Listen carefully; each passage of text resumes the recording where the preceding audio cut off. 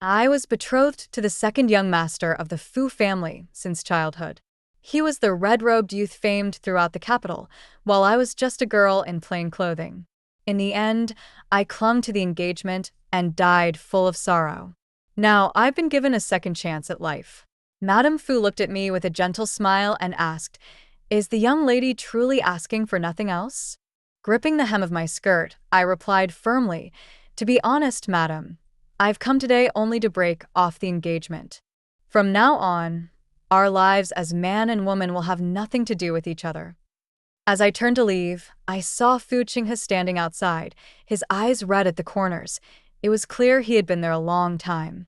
"Fu Nyang," he said, "it's impossible for us to have nothing to do with each other." When I opened my eyes again, I found myself in a swaying carriage, still wearing my mourning clothes. "You're finally awake, Mississippi. We'll be arriving in the capital tomorrow," said a familiar voice. Chun Tao. Hadn't the Fu family already sold her off? How could she still be here? Chun Tao looked at me with concern. "Miss, what's wrong? Did you have a nightmare?" I rubbed at my sore, red eyes. Then, seeing the white flower in her hair, I choked up.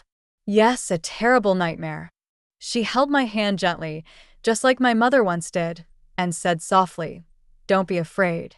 Once you enter the Fu family tomorrow, you'll have someone to rely on. The master and madam will finally be at ease." I stayed silent. The half-jade pendant tucked against my chest had begun to warm.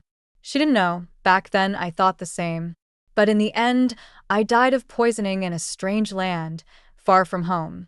Song Funyang, I'm marrying you because the elders asked me to. But don't be greedy. We should just treat each other with basic respect. Fu Qinghe's face was cold. That was the day I went to visit his cousin for the first time, and that same night he stepped into my courtyard. It was after he learned of our engagement. He had tried to run from it, but returned in the end, reluctantly accepting it. And then came his distant cousin. And Lu Yao had grown up with him since childhood. On our wedding day, she cried in her own courtyard for half the day. Because of that, Fu Qinghe didn't come to our bridal chamber that night. Though married in name, we were husband and wife in title only. Before he knew about the engagement, Fu Qinghe actually treated me well. He pitied that I had lost my parents and often looked after me with extra care.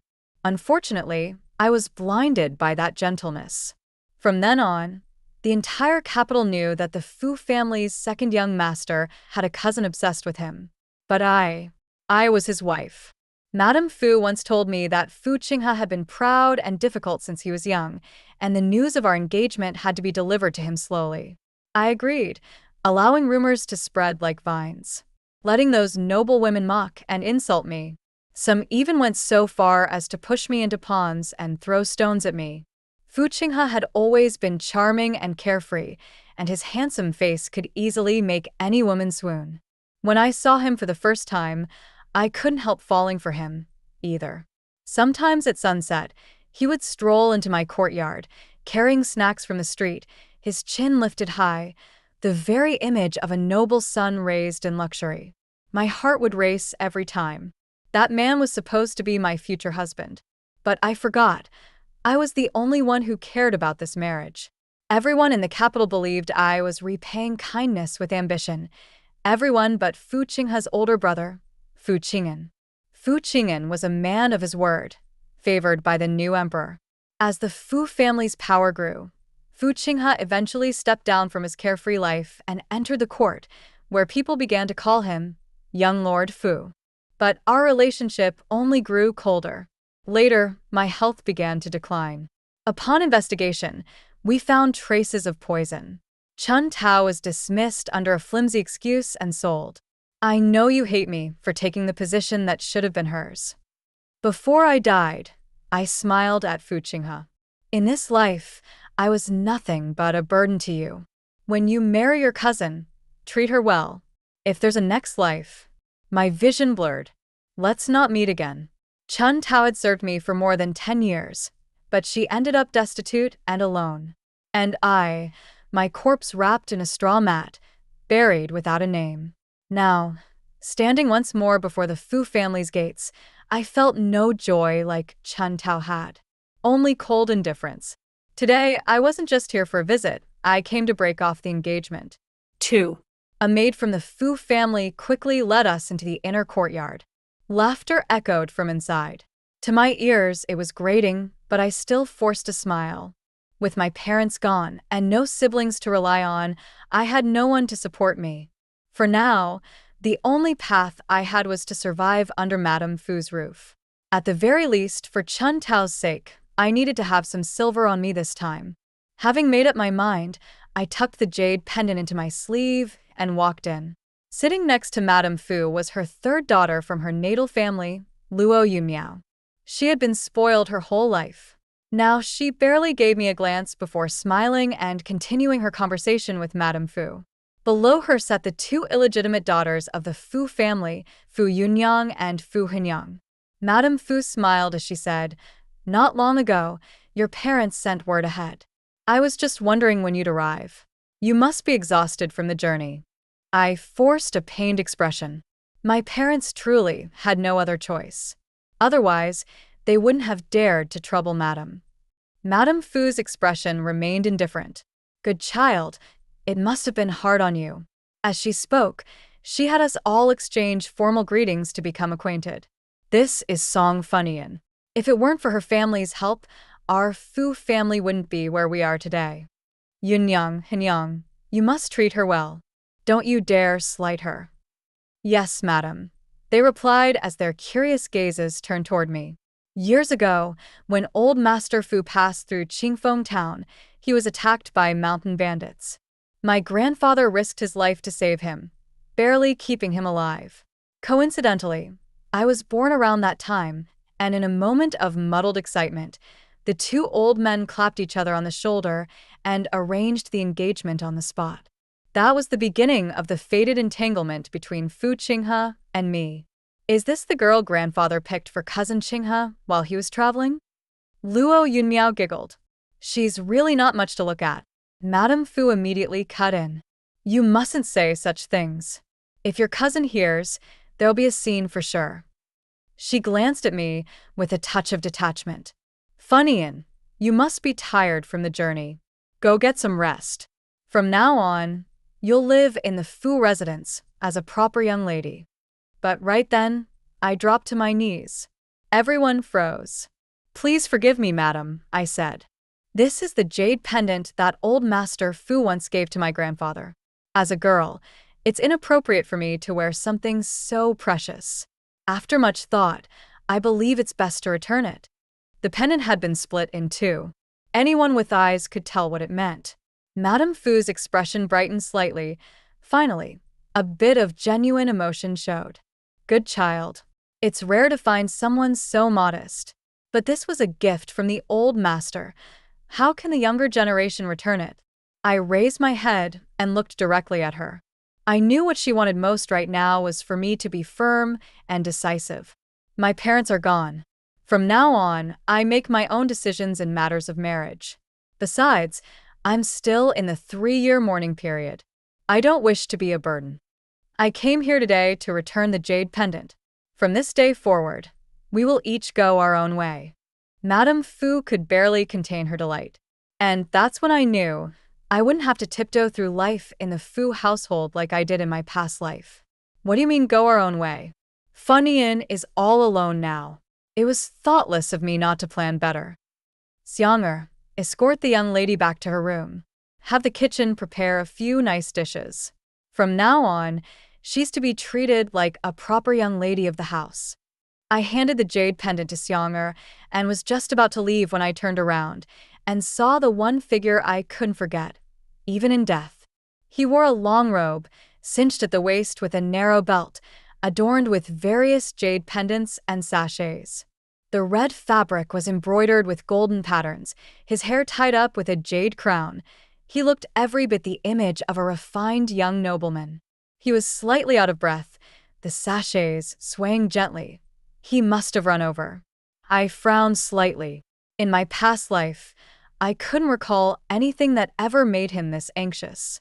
"Second young master, slow down." His servant came chasing after him. I feigned surprise, then bowed politely. "Greetings, second young master." His eyes were slightly red. Just as I was wondering what that meant, he stepped forward, grabbed the jade pendant, and shoved it back into my hands. Funyang, we can't possibly have nothing to do with each other.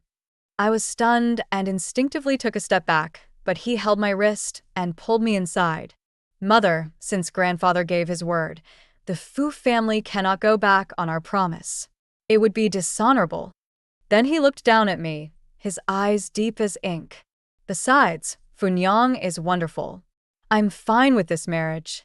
I forced a laugh. I'm afraid I don't quite understand what second young master means. I shook off his hand, handed the jade pendant to Xiang'e, then stepped back behind Chuntao, turning my head away. Fu Qinghe quickly said, I acted rashly. I just feel that, since you're on your own, and the engagement was grandfather's wish, maybe we could. I couldn't help glancing at him. His ears were flushed red, which annoyed me. This is our first time meeting, second young master. I don't know why you would say something like that. It's better we don't speak of it again. Madame Fu gave Luo Yunmiao a glance, then gently patted her hand. She turned to Fu Qinghe and scolded him sternly.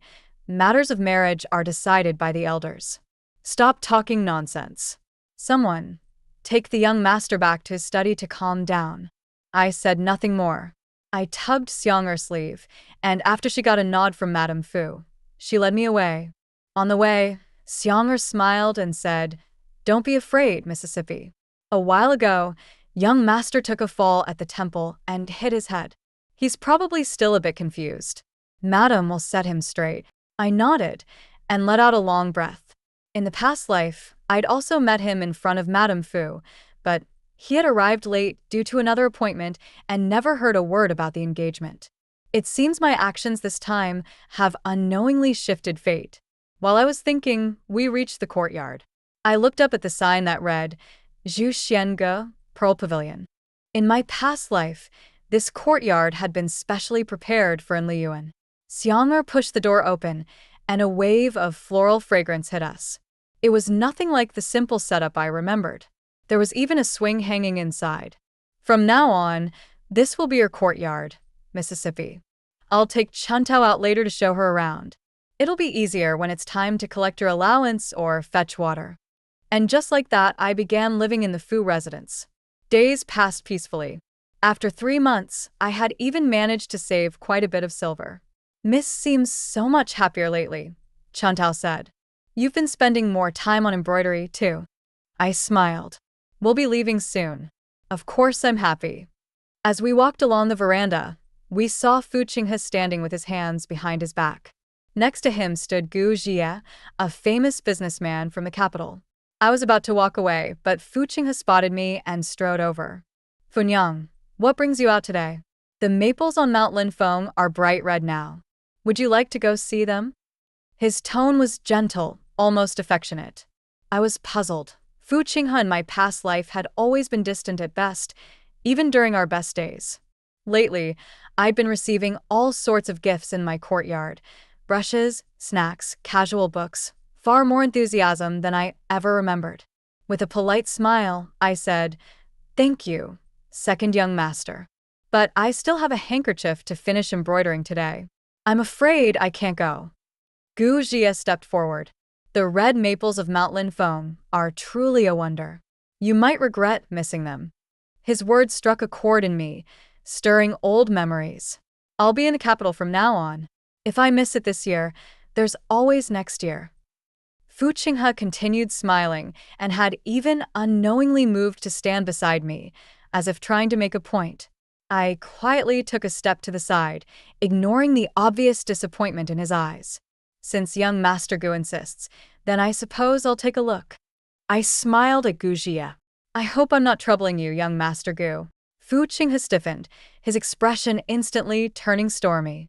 Chuntao instinctively moved closer to me.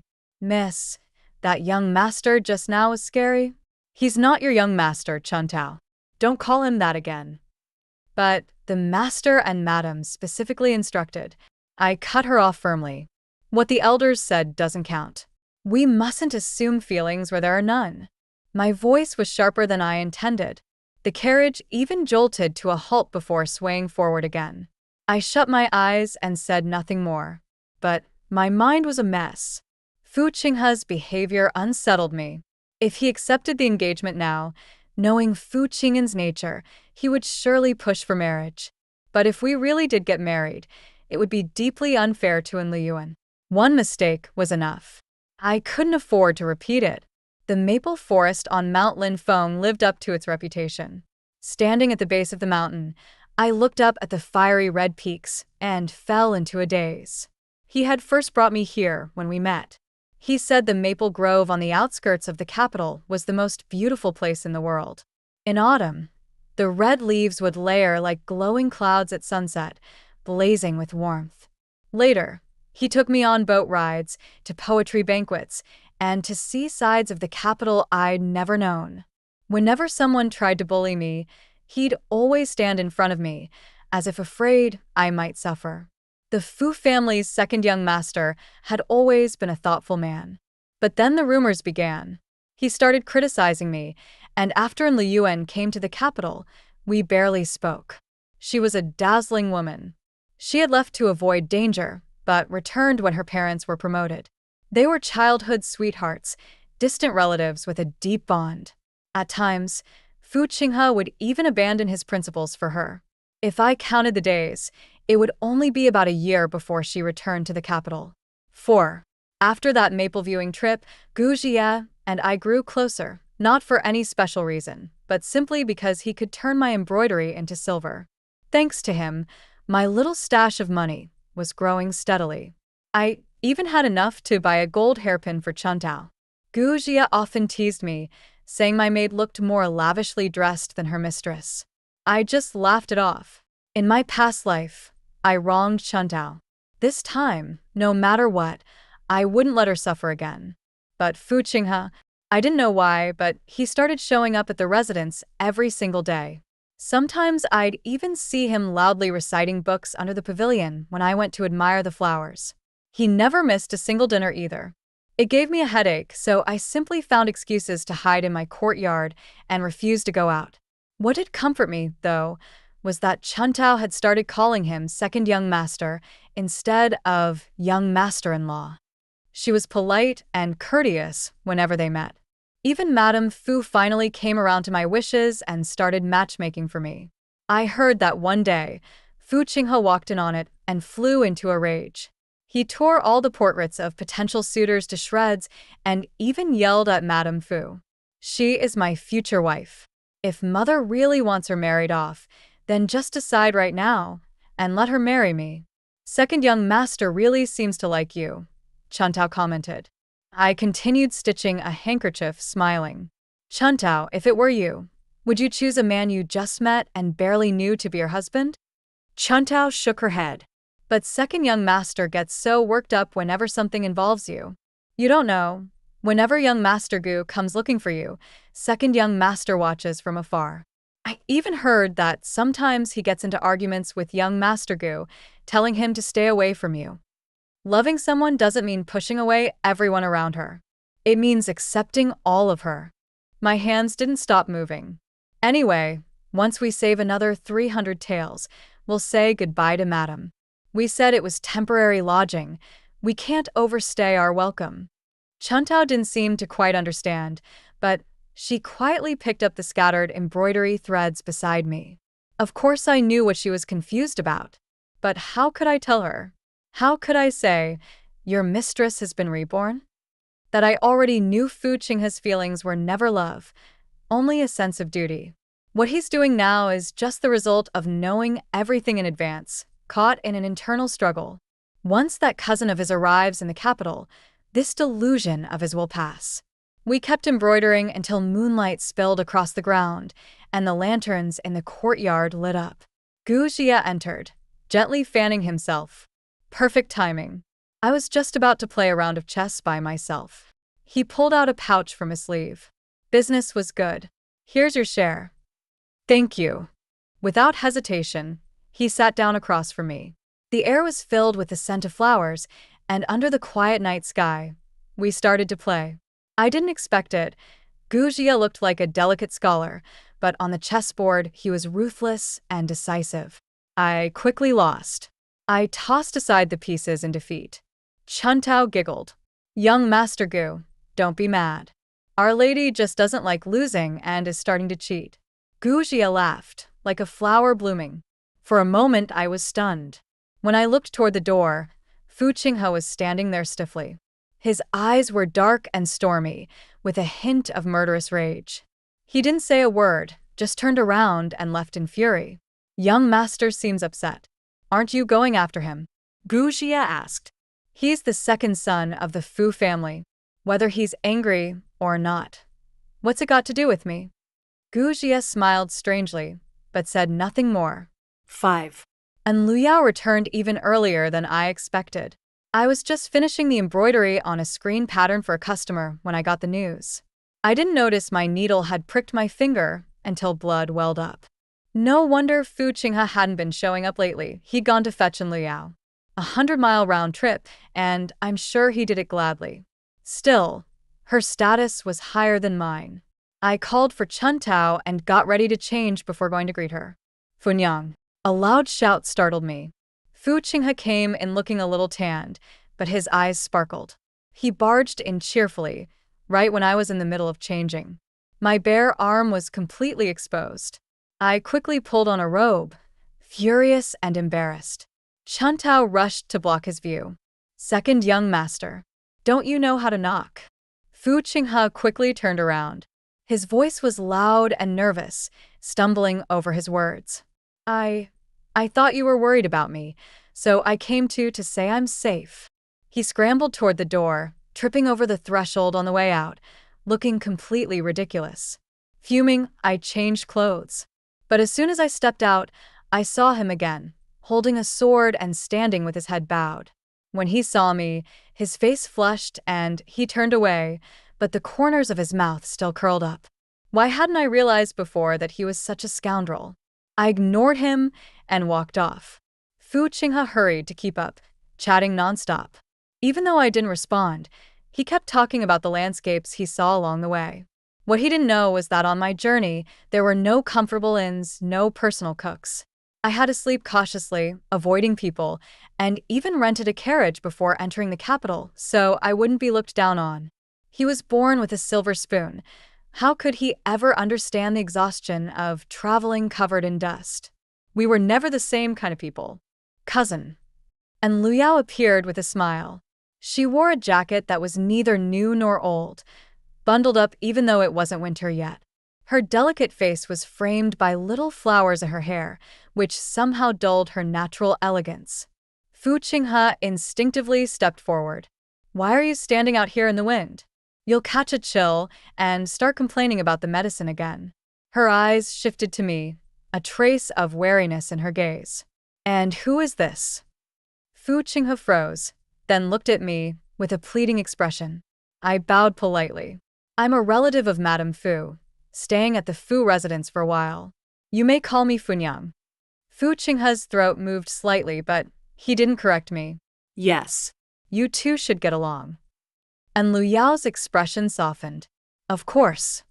Clearly, the matter didn't leave much of an impression on her. In her mind, Fu Qinghe had always belonged to her. Later, Fu Qinghe pulled me aside to explain, saying Lu Yao had been frail since childhood and asking me not to reveal anything about us just yet. That line sounded all too familiar. Every time Lu Yao had an outburst after seeing me, Fu Qinghe would come reprimand me. Yao Yao already sees you as her cousin-in-law. Why must you keep upsetting her? Can't you let go of your bias? Are you really so happy making the household a mess? Seeing him so anxious now, I just found it ridiculous. I understand, second young master.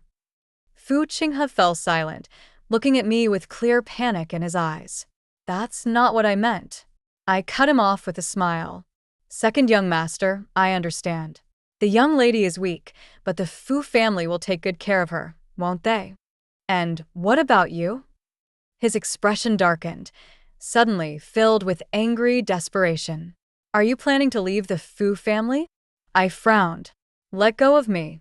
But he pulled me into his arms, gripping my shoulders tightly. Funyang, I've given you enough time. Stop being disobedient. It was like falling into an icy abyss. Then I smelled that familiar scent and began to tremble. In my ear came his low, chilling voice. Funyang, this time don't run. 6. I vaguely confirmed one thing. Fu Qinghe seems to have also been reincarnated. The things he's doing in this life are starting to become clearer. In the past life, no matter what, his features always carried the arrogance of a young man. But from the moment we met this time, he seemed to be calm and calculating. Just like after he entered the court, becoming more steady, always looking at people with his eyes slightly lowered. I stumbled back to the courtyard, where chrysanthemums of all colors bloomed. I've always loved appreciating chrysanthemums, and ever since I moved in, the flower house has sent me quite a few. Many times, they were chrysanthemums. It wasn't the coincidence I thought it was. Chuntao, find Gu Jie and tell him I want to see him. I couldn't stay in the Fu residence any longer, but my plan hadn't fully formed yet, and Gu Jie had already left overnight due to a business issue in the south. Meanwhile, I was indirectly confined to the courtyard. Fu Qinghe used the excuse that I had caught a cold and couldn't risk infecting the weakened Liao, forcing me to stay in his courtyard. It felt like I was back to how it was before, trapped in the dark, staring at the lattice window, waiting for the inevitable end. And Liao eventually found out about it. When she barged in with her maid, her eyes were full of disgust. I smiled. Miss Liao, what's the meaning of this? Do you still have the face to call me that? And Liao sneered. I thought you were just staying here temporarily, but it turns out you're just a sparrow trying to climb up to the dragon's nest. I straightened my posture. Miss Liao, that's a strange thing to say. My engagement with the second young master was dissolved the moment I entered the Fu residence. If Miss Liao wants a conclusion, it's not for you to come here to question me. Moreover, Miss Liao, if you're so righteous, why did you only come to question me when Fu Qinghe was absent? The slap sounded sharply across my face. I knew exactly who Liao was. On the surface, she appeared weak and gentle, but secretly, she wouldn't tolerate the slightest loss. This reckless behavior was something Fu Qinghe had spoiled her into. So when Fu Qinghe came to find me, I wasn't surprised at all. His expression was complicated, but he said blandly, "Why? Fei Nyang, you can't be so jealous. And Liao slapped you, but she's weak. How can you curse her to die early? Just take this slap and let it teach you not to speak out of turn." Again, just like before, whatever Liao said, he believed. I couldn't help but laugh, staring at him for the first time with a sharp and cold gaze. He seemed taken aback, stepping back 2 steps. Fu Qinghe, do you think too much of yourself? I said I would break off the engagement, and I won't go back on my word. I won't fight for you, or be jealous. Moreover, I don't like you. I curled my lips into a cold smile. The one I like is someone else. Fu Qinghe's forehead was covered with veins, and his chest heaved with 2 heavy breaths, trying to suppress his anger. It doesn't matter. So, what if there's someone else? Fei Nyang, just stay by my side. He repeated, it doesn't matter, twice, his anger clearly boiling, but now he was trying to act like nothing had happened, which only made him seem shameless. In the past life, he always did whatever he wanted, mocked me if he wished, but now he was looking at me for my reaction. But what did his late realization have to do with me? Should I wait for him to figure it out? As soon as he turns around, should I stay right here and wait for him? No matter how many wounds he caused on my heart, does a single, it doesn't matter, wipe it all away? Even a 3-year-old child knows that once a mirror is shattered, it's hard to restore. Even if it's pieced together, the cracks still remain. The high and mighty second young master of the Fu family will probably never understand that. 7. Ever since Liao came to see me, things started to get lively. First, Madame Fu bestowed a lot of gold, silver, and red hairpins upon me. Luo Yunmiao also sent me an invitation to attend the upcoming Chrysanthemum Appreciation Banquet. Looking at the invitation, I recalled the previous life. After this banquet, the rumors about me had only grown louder. At the banquet, those women who admired Fu Qinghe had all shamelessly given me the cold shoulder. But one can't always live in the past. I wasn't wearing coarse clothes or flowers in my hair like I did before. Instead, I wore the luxurious items Madame Fu had sent me and happily attended the banquet. Even the gifts I brought were selected from the treasures Madame Fu had given me. Wool comes from sheep. Look at our cousin, who came from the countryside. Who would have thought she would be so enamored with the riches of the capital? Her parents passed away not long ago, and she's already wearing red and green. And Lu Yao spoke up from the side. Sister, don't say that. Women always love beauty, and as the saying goes, women dress for the ones they love. Fei Nyang is just doing it for herself. Before the chrysanthemum banquet even began, there were already mocking words. I didn't want to pay attention, but Lu Yao's comment made it impossible to ignore. I smiled. It's a ritual to tie up the hair, and wearing plain colors is proper behavior. Are you suggesting that I should wear mourning clothes? If Miss Lu Yao doesn't mind, I can have my maid fetch something for you from home. Impertinent. She raised her eyebrows sharply. Do you know who my father is? If Lu Yao hadn't informed me, I would never have imagined a mere commoner girl would try to become the second wife of the Fu family. Do you really think you deserve that position? Exactly. You'd better behave yourself. Don't think that just because you can sit in the position of second wife, you can torment Lu Yao. She is the second young master's cousin. Her status is different from yours. The women around her started talking in unison. And Lu Yao strategically added, Lu Yao is not from the Fu family, and she deserves to be wronged. I was surprised. Why would you say that, Miss Lu Yao? Fei Nyang and the second young master have no engagement. Madame Fu only kept me here to repay my family's kindness. As for the position of second wife, Miss Lu Yao might have a better chance. I looked at Lu Yao with a vague expression. Her face instantly paled, but she forced a smile. Fei Nyang, you're joking. Qinghe is my cousin. I have no improper thoughts about him. But it was exactly this line that made me suspicious of her. The Fu family was thriving, and Fu Qinghe was handsome. Apart from me, the most likely person to be with him was his little childhood friend, Lu Yao. But for some reason, in both the past and present lives, she had been navigating the capital with ease. If she wasn't relying on her family, then she was like she was now, constantly distancing herself, waiting for those women to reveal their ugly faces under provocation, and then standing next to Fu Qinghe, all smiles, without getting her hands dirty. What a clever strategy! And Lu Yao didn't expect me to call her out so directly, and for a moment, she was flustered. Just then, Fu Qinghe walked over. I smiled at him and the people around him. You're back. Gu Xie seemed thinner and smiled back. It's been a while. How are you, miss? I opened my mouth and then closed it again, looking at his worn-out face, and finally, I just slowly said, I'm fine. Fu Qinghe's expression immediately darkened. He sneered twice. I didn't know that Fei Nyang had such a close relationship with a merchant. I frowned at his way of addressing me, but when he saw my reaction, he became even angrier. He grabbed my wrist, his eyes filled with resentment like a storm ready to break. What did he have to resent? With everyone watching, he couldn't say much. He leaned in close to my ear, gritting his teeth, and said, When we get back, we'll settle this score. Behind us was the tearful Lu Yao. 8. Everything slipped from Lu Yao's control. When the others saw her and Fu Qinghe waking up in the same bed, Luo Yunmiao rushed over, grabbing her hair and dragging her to the ground. Her exposed body was laid bare in front of all the noble women. Bitch. Luo Yunmiao was trembling all over, and Lu Yao's face quickly became swollen and red, and there was no way to stop it. Who was it that told me she didn't like second cousin? Bitch.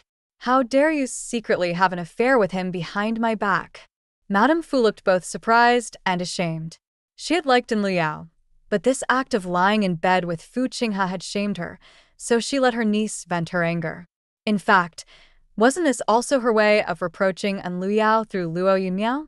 This life was different from the last one. Lu Yao didn't become Fu Qinghe's moon in the sky. Instead, her reputation was ruined because she lost her virginity before marriage, and she was hurriedly brought into the Fu family as a concubine. I was also sent back to the courtyard where I originally stayed.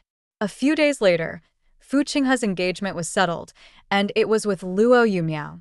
She had long admired Fu Qinghe, and with the Luo family being in-laws, no one objected. As for me, staying here was no longer convenient. Madame Fu understood, so she didn't try to keep me from leaving. Instead, she gave me a thick amount of silver as a parting gift. However, the night before Fu Qinghe's wedding, he sneaked into my room, looking at me, unable to speak. "Mother said you're leaving." I nodded. "Still, congratulations to second young master." Fu Qinghe looked pained. He furrowed his brows, gravely saying, "This is all wrong, Funyang. That day I was drunk, and I thought she was you." "Why are you so sure it was me?" My question made Fu Qinghe pause. He stood there, stunned, then turned his head, unwilling to meet my gaze. "Is it because you drugged my tea?" I sneered. "I once thought second young master was a noble, pure gentleman. Who would have thought you were actually a petty man who forces others? Do you think Liao got into that room on her own?" And Liao had always thought she had a unique place in Fu Qinghe's heart, so she was able to leave at will as a child and even use the brother-sister relationship to escape blame in public. But they were only distant relatives. Their concern for each other was greater than Luo Yunmiao's. In the previous life, I didn't understand and actually believed her. I often poured my troubles into her. When I had conflicts with Fu Qinghe, she would act like a close and understanding younger sister, visiting him in the study to comfort him, claiming it was to maintain harmony between husband and wife. In the end, she became more and more audacious, standing by Fu Qinghe's side. Later, when I was poisoned and my health deteriorated, she used her prior closeness to me and was implicitly acknowledged by Fu Qinghe. The affairs of the second household gradually passed into her hands. Sometimes, I couldn't even have a bowl of porridge without her permission. In the end, even drinking water required her maid's approval, let alone seeing a doctor. I felt myself deteriorating, watching my death approach. Now, seeing Fu Qinghe's closeness to me, she couldn't sit still. I deliberately called him Qinghe in front of her and even secretly exchanged food and tea at the Chrysanthemum Appreciation Banquet, then pretended to discuss something with Fu Qinghe in the back courtyard. As expected, she came. The drug took effect quickly, and soon she could no longer distinguish between east, west, north, or south. I took the opportunity to bring her to her room, cover her with a quilt, then drew the curtain. In the dim light, it was impossible to tell who was lying on the bed. If you really wanted to do something to me, you wouldn't have let Liao be seen in that situation. You could have just called for a doctor. But you want it both ways, knowing full well that the person in question is someone else, yet you couldn't resist your desires and still kept it secret with her. Fu Qinghe immediately refuted, looking frantic. "No, Funyang. How could you think that of me?" "Why can't I think that?" I squinted, standing on the steps, looking down at him. "I know your viciousness all too well. I wonder if I should call you Master Fu." Fu Qinghe fell silent, almost losing control. He stood there, stiff for a long time, before cautiously looking at me. "You've returned, haven't you? So, you should know how much I despise you. Master Fu, you make me feel disgusted." Fu Qinghe finally lowered his head, a bitter smile on his face. "Yes, I'm filthy, Funyang. I thought this was an opportunity given to me by heaven. Sadly, I still missed it." 9. The day after Fu Qinghe's wedding, I left the capital, taking Chun Tao, who is still alive, and several hundred taels of silver notes with me. Gu Ji also traveled with us, due to business matters. Fujian. When we reached the 10-mile pavilion, I lifted the curtain of the carriage and saw Fu Qinghe standing under the pavilion, still wearing his red robe and holding a garland made of willow twigs. I suddenly remembered that on the day we got married, I saw him in wedding attire and blurted out, "So, my husband looks great in red." But he didn't smile, and I couldn't help but feel annoyed at my own suddenness. To my surprise, he had remembered it all along. Gu Ji, standing beside me, also showed some bitterness. "Willow, to leave with Willow, he really can't bear to let you go." I chuckled softly. It's just an old story. But what about you, Gu Gongzi? You better not go back on your promise regarding the shop. Gu Ji raised his eyebrows with a double meaning. The lady's skills are exquisite. I won't miss the opportunity. Once we get to Yunzhou, the income will be 70% for you, 30% for me. I just hope you don't dislike that I don't know anything. I was about to reply when the carriage suddenly jolted violently. Gu Ji immediately held me in his arms. Chun Tao, wanting to protect me, quickly huddled into a corner. The heat from his body burned against my face. My heart raced, unsure if it was from fear or something else. Overhead, Gu Ji's comforting voice came. Don't be afraid. I'll go out to check. He handed me a dagger embedded with colorful gemstones. Take care of yourself while I'm gone. But he didn't have the chance to be the hero. It turned out that Fu Qinghe, sensing something was wrong, followed us immediately. He encountered the would-be assassins, and a fight broke out. In the end, Fu Qinghe barely triumphed but was still injured with a cut on his arm. The attackers seemed determined to kill me, as the sword was poisoned. Gu Ji's face turned pale when he saw the wound. He hurriedly said, "Quick, get him back to the Fu estate. If the wound isn't treated in time, it may require amputation." In a flurry, they rushed Fu Qinghe away, and Gu Ji turned back to give me a hesitant glance. I smiled. "Go ahead. I'll wait for you in Yunzhou." I didn't spare a single glance at the pale-faced Fu Qinghe. Later, under the protection of Gu's caravan, I successfully arrived in Yunzhou. Chun Tao, looking at the well-prepared shop, clicked her tongue in admiration. Gu Gongzi is really considerate, arranging everything for you. Looking at the furnishings in the room, all of them exactly how I liked them, a new feeling stirred within me. But Gu Ji wasn't an ordinary person. How could someone like him genuinely care for me? I pushed aside the confusing thoughts and settled in Yunzhou. Until New Year's Eve night, when Gu Ji returned, covered in snow. He was wearing a thick fox fur cloak, snowflakes falling on his head, and he looked even more handsome than I had ever imagined. I had never really paid attention, but now I realized that Gu Ji's appearance was truly outstanding. He briefly informed me of the events in the capital. After Fu Qinghe returned, he found that the poison had spread, but Fu Madam refused to allow the hand to be amputated. As a result, they used silver needles to control the poison, but his right hand was permanently crippled. Without his right hand, he could no longer participate in court affairs. The hand, poisoned as it was, had become horrifying. Once the most dazzling man in the capital, Fu Qinghe was now reduced to a useless heir, his future destroyed. The group of assassins was soon found to be sent by An Luyao. I'm not sure how it happened, but their testimonies had changed, and it turned out they had been hired to assassinate Fu Qinghe. Gu Ji paused before taking off his cloak, then mocked. Only our Fu Qinghe could make assassins change their story. Now he realizes what it means to protect you. Huh? Before, he was always calling in younger sister, and long in younger sister. I handed him the hand warmer. So, you delayed so long in the capital because of this? Gu Ji shook his head. You have no idea. There were so many problems in the capital. First, Fu family wanted to execute An Luyao, but the An family stopped them. After all, they are somewhat influential, and Fu Madam directly sent her to the An family.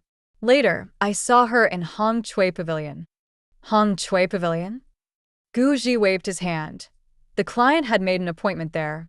For business, I had to go, but I did not seek out any women. I felt embarrassed and turned away. Whether you sought out women or not, what does it have to do with me?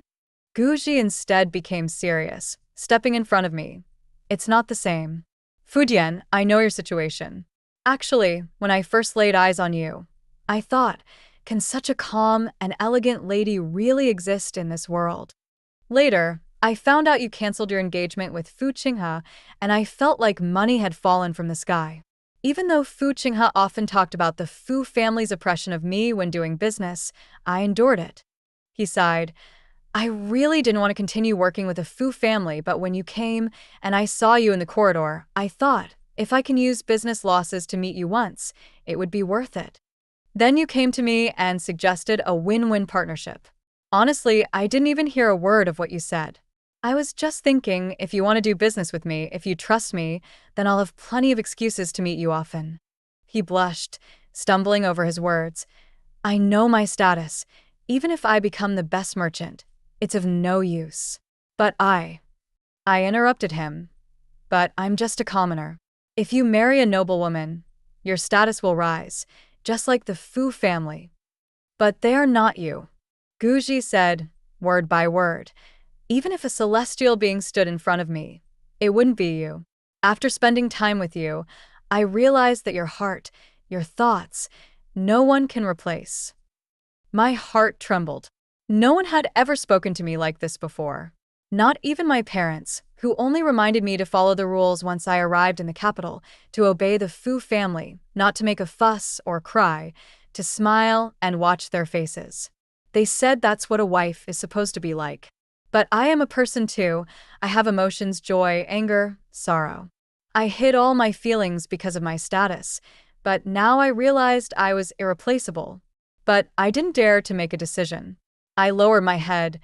Gu Gongzi, Fudian can sense your feelings, but can you wait a little longer and give me time to think it over? Guji nodded. What happened tonight was as if it never occurred. After Guji returned, I didn't have to meet guests unless absolutely necessary. This made me breathe a sigh of relief. Compared to using my words, I preferred to keep my head down and focus on my work. My embroidery workshop gradually took off in Yunzhou. Later, I recruited several embroiderers, women who had nowhere else to go. News from the capital still came, but I had no time to pay attention. Chun Tao often visited the tea house, gossiping and sharing stories with me whenever something caught her interest. Recently, the Fu family welcomed a new life. Fu Qinggan had a son, and Fu Qinghe's branch grew even dimmer. I heard that Luo Yunmiao caused a lot of trouble, constantly fighting and shouting. Once the dazzling figures lost their glow, many things became intolerable. As for Lu Yao, Luo Yunmiao placed all the blame on her. Even in Hong Shui Pavilion, she didn't live like a person. She was quickly thrown into a mass grave, and the family didn't respond. Spring quietly entered Yunzhou. One day, as usual, I was teaching the women to embroider in the courtyard. Guji walked in, stepping through a courtyard full of peach blossoms. I looked up, and under the falling peach blossoms, he wore my embroidered sachet at his waist, inside of which was a peace talisman I had requested for him. His face was full of smiles. I also smiled. It turned out that I had seen flowers bloom too. The end.